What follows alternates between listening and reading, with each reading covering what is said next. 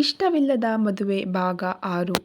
ಯಾರೆಲ್ಲ ವಿಡಿಯೋ ನೋಡ್ತಾ ಇದ್ದೀರಾ ಪ್ಲೀಸ್ ಸಬ್ಸ್ಕ್ರೈಬ್ ಮಾಡಿಕೊಂಡು ವಿಡಿಯೋ ನೋಡಿ ಅಂತ ಹೇಳ್ತಾ, ದಾಮಿನಿ ಮೇಡಮ್ ಆಸೆಯಂತೆ ನಿಮ್ಮಿಬ್ಬರ ಮದುವೆಯಾಗಿದ್ದು ತಾನೇ ಅಂಜು. ಹಾಗಾಗಿ ಜೀವಾ ಸರ್ ಬಗ್ಗೆ ಏನೇನೋ ಯೋಚಿಸಬೇಡ, ಸಮಯ ಕಳೆದಂತೆ ಎಲ್ಲ ಬದಲಾಗುತ್ತದೆ ಎಂದ ಐಶ್ವರ್ಯಾಳನ್ನೇ ನೋಡುತ್ತಾ ನೋವಲ್ಲೇ ನಕ್ಕು, ಏನು ಬದಲಾಗುತ್ತದೆ ಐಶು? ನಾನು ಜೀವನಿಗಿಂತ ವಯಸ್ಸಲ್ಲಿ 3 ವರ್ಷ ದೊಡ್ಡೋಳು ಅನ್ನೋದು ಬದಲಾಗುತ್ತಾ?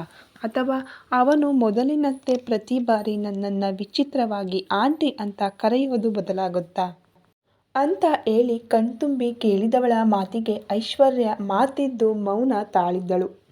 ಅಂಜಲಿ ಹಾಗೂ ಜೀವ ಮುಖಾಮುಖಿಯಾದ ಪ್ರತಿಯೊಂದು ಕ್ಷಣಗಳು ನಿಮಿಷಗಳಲ್ಲಿ ಅವಳ ಕಣ್ಣೆದುರು ಸರಿದು ಹೋಗಿತ್ತು. ಒಂದೆರಡು ಬಾರಿ ಅಂಜಲಿ ಎಂದು ಅವನು ಹೆಸರಿಡಿದು ಕರೆದಿದ್ದು ಅಷ್ಟೇ. ಯಾವಾಗ ಅವನಿಗೆ ಅವಳ ಬಯೋಡಾಟಾ ಕೈಗೆ ಸಿಕ್ಕಿತೋ ಆಮೇಲಿನಿಂದ ಅವಳು ಅದೆಲ್ಲೇ ಇರಲಿ ಅವನು ಕರೆಯುತ್ತಿದ್ದದ್ದು ಆಂಟಿ ಎಂದೇ. ಅದು ತೀರಾ ಕೆಟ್ಟದಾಗಿ. ಅದನ್ನೆಲ್ಲ ಯೋಚನೆ ಮಾಡುತ್ತಾ ಕುಳಿತಿದ್ದಳು ಅಂಜು. ಗೆಳತಿಯ ಹೆಗಲು ಬಳಸಿ ಇಷ್ಟೊಂದು ಚಿಕ್ಕ ವಿಷಯಕ್ಕೆ ತಲೆ ಕೆಡಿಸಿಕೊಂಡಿದ್ದೀಯಲ್ಲ, ಛೇ ಅಲ್ವೇ? ಅವನು ಆಂಟಿ ಅಂದ ಕೂಡಲೇ ನೀನು ಆಂಟಿ ಆಗ್ಬಿಟ್ಟೆಯಾ? ನೀನು ಅವನಿಗಿಂತ 3 ವರ್ಷ ದೊಡ್ಡವಳು ಅಷ್ಟೇ, 16 ವರ್ಷವಲ್ಲ. ಸೊ ಈ ಏಜ್ ಗ್ಯಾಪ್ ಅದು ಇದು ಅನ್ನೋದೆಲ್ಲ ನಿನ್ನ ತಲೆಯಿಂದ ಈಗಲೇ ತೆಗೆದು ಹಾಕು. ಸಂಸಾರ ಮಾಡೋಕೆ ಮುಖ್ಯವಾಗಿ ಬೇಕಾದದ್ದು ಒಬ್ಬರನ್ನೊಬ್ಬರು ಅರ್ಥ ಮಾಡಿಕೊಳ್ಳೋದು. ಇಬ್ಬರ ನಡುವಿನ ನಂಬಿಕೆ ಮತ್ತು ಪ್ರೀತಿ. ಏಜ್ ಬ್ಯೂಟಿ ಯಾವುದು ಮದುವೆಯಲ್ಲಿ ಮ್ಯಾಟರ್ ಆಗೋಲ್ಲ. ಅವನೇನೋ ನಿನ್ನ ಮೇಲಿನ ಕೋಪಕ್ಕೆ ಆಂಟಿ ಅಂತ ಹೇಳಿದ್ದ. ಆಗೆಲ್ಲ ನೀನು ಅವನ ರೆಸಾರ್ಟಲ್ಲಿ ಕೆಲಸ ಮಾಡುವವಳು. ಆದರೆ ಈಗ ನೀನವನ ಹೆಂಡತಿ. ಇನ್ಮುಂದೆ ಅವನು ಹಾಗೆಲ್ಲ ಕರೆಯೋಲ್ಲ ನೋಡು ಅಂತ 4 ಬುದ್ಧಿ ಮಾತು ಹೇಳಿದರೂ ಅಂಜಲಿ ತಲೆ ತುಂಬ ಜೀವ ಕೋಪದ ಮುಖ. ತನ್ನನ್ನು ಕಂಡರೆ ಅವನಿಗಿರುವ ಅಸಡ್ಡೆ ಹಾಗೂ ಅಸಹ್ಯವಾಗಿ ಅವನು ತನ್ನನ್ನು ಆಂಟಿ ಎಂದು ಕರೆಯುವುದೆಲ್ಲ ನೆನಪಾದಾಗ ನೋವಲ್ಲಿ ಗಟ್ಟಿಯಾಗಿ ಕಣ್ಮುಚ್ಚಿದಳು. ನನ್ನ ಬದುಕು ನನ್ನ ಕೈ ಮೀರಿ ಹೋಗಿದೆ. ಇನ್ನೇನಿದ್ದರೂ ನಾನು ಆಟದ ಬೊಂಬೆ ಅಷ್ಟೇ. ಅವರಿವರ ಮಾತನ್ನು ಕೇಳಿಕೊಂಡು ಇರಬೇಕು ಎಂದುಕೊಂಡವಳಿಗೆ ಪುನಃ ಗೆಳತಿ ಹೇಳುತ್ತಿದ್ದ ಮಾತುಗಳು ಕಿವಿಗೆ ಹೋಗಿರಲಿಲ್ಲ. ಯಾವುದೋ ಆಲೋಚನೆಯಲ್ಲಿರುವವಳ ಕೈ ಹಿಡಿದು, ಅಂಜು ಆಗಲೇ ತುಂಬ ತಡವಾಗಿದೆ. ನೀನು ಮಲಗು. ಬೆಳಿಗ್ಗೆ ರೆಡ್ಡಿ ಆಗು. ಅವರ ಫ್ಯಾಮಿಲಿಯವರು ಬರುತ್ತಿದ್ದಾರೆ. 3 ದಿನಗಳ ಬಳಿಕ ಅವರ ಮಗಳ ಮದುವೆ. ನಿನಗೂ ಈವೆಂಟ್ ಡೀಟೇಲ್ಸ್ ಬಂದಿರಬೇಕಲ್ಲ, ಸೊ ರೆಸ್ಟ್ ಮಾಡು ಅಂತ ಹೇಳಿದ ಐಶ್ವರ್ಯ ಅಲ್ಲೇ ಅಡ್ಡಾದರೆ ಗೆಳತಿಯ ಮಾತಿಗೆ ಒಪ್ಪಿ ಅಂಜು ಕಣ್ಮುಚ್ಚಿದರೂ ಮುಂದಿನ ಜೀವನ ನೆನೆದು ನಿದ್ದೆ ಅವಳಿಂದ ಬಹುದೂರ ಓಡಿತ್ತು. ಗಂಗಾಧರ್ ಒತ್ತಾಯದ ಮೇರೆಗೆ ಪ್ರತಾಪ್ ಹಾಗೂ ಜಯಕರ್ ಮಾತ್ರ ಆಸ್ಪತ್ರೆಯಲ್ಲಿ ಉಳಿದು ಮತ್ತೆಲ್ಲರೂ ಮನೆ ಸೇರಿದ್ದರು. ಮಕ್ಕಳ ಬಗ್ಗೆ ಜಯಕರ್ ಮೂಲಕ ಕೇಳಿ ತಿಳಿದವರು, ಜೈ ನನ್ನ ಮಗ ಆ ಹುಡುಗಿಯನ್ನು ಚೆನ್ನಾಗಿ ನೋಡ್ಕೋತಾನೆ ಅಲ್ವಾ? ನಮ್ಮಿಂದಾಗಿ ಒಮ್ಮೆ ಆ ಮಗುವಿನ ಬದುಕು ಕತ್ತಲಾಗಿದೆ. ಈಗ ಪುನಃ ಈ ಮದುವೆಯಿಂದ ಅಂತ ಹೇಳಿ ಗದ್ಗದಿತರಾದ ಅಣ್ಣನ ಬಳಿ ನಡೆದ ಪ್ರತಾಪ್, ಅಣ್ಣ ಆಗಲೇ ಹೇಳಿದ್ದೇನೆ, ಪ್ಲೀಸ್ ಈ ಸಮಯದಲ್ಲಿ ಏನೇನೋ ಯೋಚಿಸಿಕೊಂಡು ಸ್ಟ್ರೆಸ್ ಮಾಡ್ಕೋಬೇಡ. ಆಗುವುದೆಲ್ಲ ಒಳ್ಳೆಯದಕ್ಕೆ ಅಂತಾರಲ್ಲ, ಬಹುಶಃ ಈ ಮದುವೆಯಿಂದ ನಿಮ್ಮಿಂದ ಆದ ತಪ್ಪು ಸರಿಯಾಗಬಹುದಲ್ವಾ? ಹಾಗೆ ನೋಡುವುದಾದರೆ ಆ ತಪ್ಪು ನಿಮ್ಮಿಂದ ಆಗಿಯೇ ಇರಲಿಲ್ಲ. ಆದರೆ ಅತ್ತಿಗೆ ಮತ್ತು ನೀನು ಅದನ್ನೇ ತಲೆಯಲ್ಲಿಟ್ಟುಕೊಂಡು ಕೊರಗುತ್ತಿದ್ದೀರ. ಒಮ್ಮೆ ನೀನು ಹುಷಾರಾದ ಮೇಲೆ ಜೀವ ಮತ್ತು ಅಂಜಲಿ ಇಬ್ಬರನ್ನೂ ಕೂರಿಸಿಕೊಂಡು ಈ ಮದುವೆಯ ಮೂಲ ಕಾರಣ ಹೇಳಿಬಿಡು. ಸದ್ಯಕ್ಕೆ ಸ್ವಲ್ಪ ಊಟ ಮಾಡು ಅಂದು ಅಣ್ಣನಿಗೆ ಕೊಡಬಹುದಾದಂತಹ ಆಹಾರಗಳನ್ನು ತಮ್ಮ ಸಹಾಯಕಿ ನರ್ಸ್ ಬಳಿ ಹೇಳಿದ. ಅರ್ಧ ಗಂಟೆಗೆಲ್ಲ ಅವರು ಊಟ ತಂದಿದ್ದರು.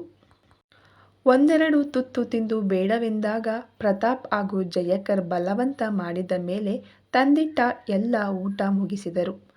ಪಲ್ಸ್ ಜೊತೆ ಅಣ್ಣನ BP ಒಮ್ಮೆ ಚೆಕ್ ಮಾಡಿ ರಿಪೋರ್ಟ್ ನೋಡುತ್ತಾ ಕುಳಿತವರ ಜೊತೆ ರೆಸಾರ್ಟ್ ಬಗ್ಗೆ ತಮ್ಮ ಅಸಿಸ್ಟೆಂಟ್ ಬಾಲಕೃಷ್ಣ ಮೂಲಕ ಎಲ್ಲ ವಿವರ ಕೇಳಿ ಪಡೆಯುತ್ತಿದ್ದ ಜಯಕರನ್ನು ಗಮನಿಸಿದ ಗಂಗಾಧರ್, ಹೇಗೂ ನಾನು ಈ ಆಸ್ಪತ್ರೆಯಿಂದ ಹೋಗುವ ತನಕ ನನ್ನ ವಾರ್ಡ್ ಬಿಟ್ಟು ನೀವಿಬ್ಬರು ಎಲ್ಲೂ ಕದಲಲ್ಲ. ಈಗ ನೀವಿಬ್ಬರು ಊಟ ಮುಗಿಸಿ ಬನ್ನಿ. ಹಾಗೆಯೇ ಜೈ, ನಾಳೆ ರೆಡ್ಡಿ ಫ್ಯಾಮಿಲಿಯವರು ಬರ್ತಿದ್ದಾರಲ್ಲ, ಪ್ಲೀಸ್ ಈ ಬಾರಿ ನೀನೇ ಎಲ್ಲ ಮುಂದೆ ನಿಂತು ನೋಡ್ಕೋಬೇಕು ಅಂತ ಹೇಳಿದರು. ಅದಕ್ಕೆ ಆಯಿತೆಂದು ತಲೆಯಾಡಿಸಿದ ಜಯಕರ್, ಸರ್ ಪ್ಲೀಸ್ ಎಲ್ಲ ಹೇಳುವ ಅವಶ್ಯಕತೆ ಇಲ್ಲ. ಅದರ ಬಗ್ಗೆಯೇ ಬಾಲಕೃಷ್ಣನ ಬಳಿ ಮಾತನಾಡುತ್ತಿದ್ದೆ. ಅವರಿಗಾಗಿ ಎಲ್ಲ ತಯಾರಾಗಿದೆ. ಊಟ ಮುಗಿಸಿ ಬರುತ್ತೇವೆ, ನೀವು ರೆಸ್ಟ್ ಮಾಡಿ ಅಂತ ಹೇಳಿ ಅಲ್ಲೇ ಇದ್ದ ನರ್ಸ್ ಬಳಿ ಅಣ್ಣನಿಗೆ ಕೊಡಬೇಕಾದ ಟ್ಯಾಬ್ಲೆಟ್ ಬಗ್ಗೆ ಹೇಳಿದ ಪ್ರತಾಪ್ ಜಯಕರ್ ಜೊತೆ ಹೊರನಡೆದರು. ಟ್ಯಾಬ್ಲೆಟ್ ತಿಂದು ಮಲಗಲು ಕಣ್ಮುಚ್ಚಿದವರಿಗೆ ಹೆಂಡತಿಯ ನೆನಪು ಬಹುವಾಗಿ ಕಾಡಿತ್ತು. ಈ ಕ್ಷಣ ನೀನಿರಬೇಕಾಗಿತ್ತು ದಾಮು. ಅಪ್ಪ ಮಗ ಇಬ್ಬರು ನೀನಿಲ್ಲದೆ ತಬ್ಬಲಿಗಳಾಗಿದ್ದೇವೆ ಎಂದುಕೊಂಡವರಿಗೆ ಬೇಡವೆಂದರೂ ಮಡದಿಯ ನೆನಪುಗಳು ಅವರ ಮೈ ಮನವನ್ನು ತುಂಬಿಕೊಂಡಾಗ ಕಂಗಳಿಂದ ಕಣ್ಣೀರು ಜಾರಿತ್ತು.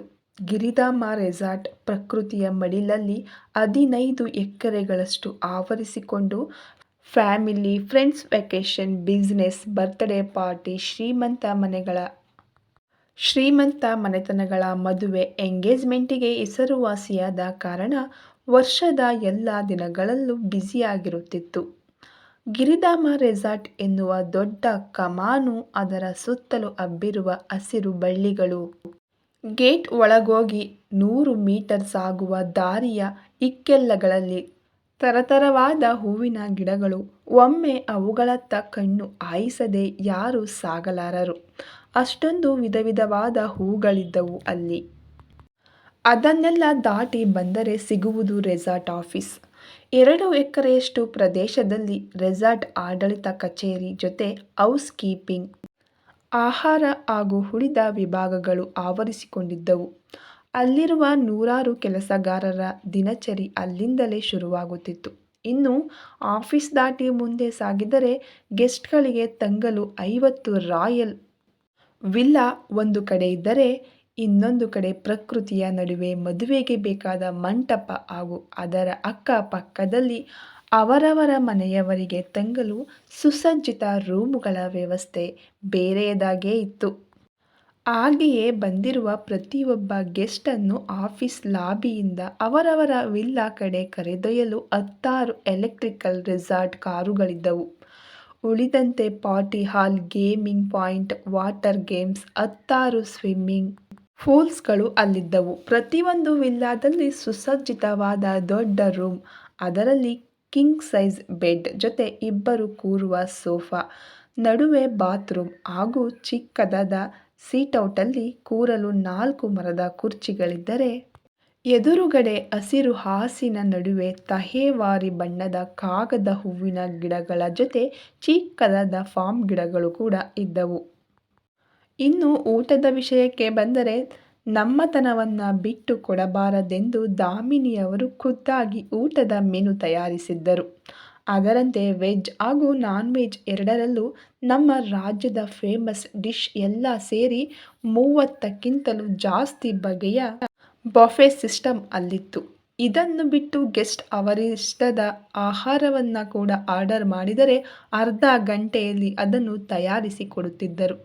ಟೀಪಾಯ್, ಅಟ್ಯಾಚ್ ಟಾಯ್ಲೆಟ್, ಒಟ್ಟಾರೆ ಅಲ್ಲಿಗೆ ಬಂದು ವಾಪಸ್ ಹೋಗುವ ಪ್ರತಿಯೊಬ್ಬನ ಮುಖದಲ್ಲೊಂದು ನೆಮ್ಮದಿಯ ನಗುವಿರುವಂತೆ ಆ ರೆಸಾರ್ಟ್ ಸೃಷ್ಟಿ ಮಾಡಿದ್ದರು ಗಂಗಾಧರ್ ಹಾಗೂ ದಾಮಿನಿ ದಂಪತಿಗಳು.